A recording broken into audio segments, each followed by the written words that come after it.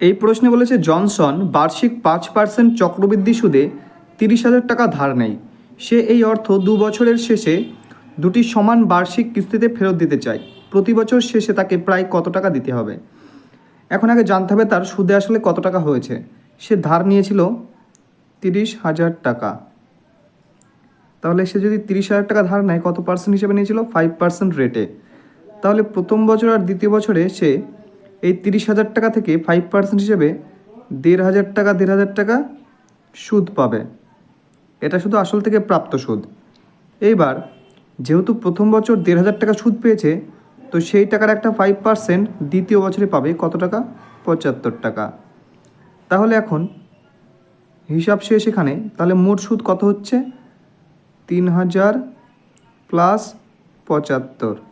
তাহলে মোট সুদ হচ্ছে 3,075 টাকা, আর আসল ছিল 30,000 টাকা। তাহলে সুদ আসলে হচ্ছে কত? 33,075 টাকা। তাহলে এই অ্যামাউন্টটা তাকে শোধ করতে হবে দুটো বার্ষিক সমান কিস্তিতে। এবার বার্ষিক সমান কিস্তিটা কীভাবে হয় দেখুন। মনে করুন সে 2 বছরে শোধ করবে 100% আর 100% দিয়ে। এই দুটো বছরেই সমান এমন কিস্তি দেবে, 100% 100%।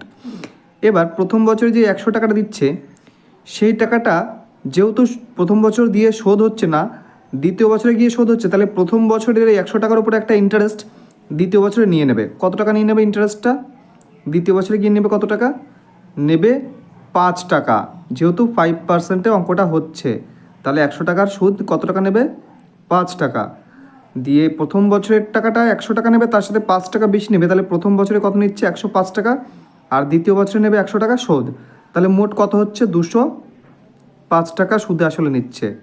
যেটা কিনা বলছে যে 33,075 টাকার সমান।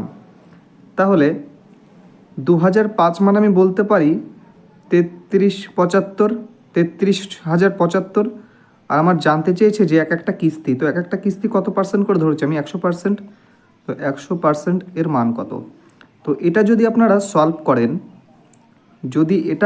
সলভ করেন, তাহলে এর উত্তর দাঁড়াবে 16,134 টাকা। তো এটা আমি ক্যালকুলেশন করে দেখালাম না। আপনারা প্রথমে মোবাইলের মাধ্যমে ক্যালকুলেশন করে দেখে নেবেন উত্তরটা ঠিক আসছে কি না, তারপরে ছোট করে ভাঙচুর করে দেখে নেবেন উত্তরটা। আশা করি বোঝাতে পারলাম।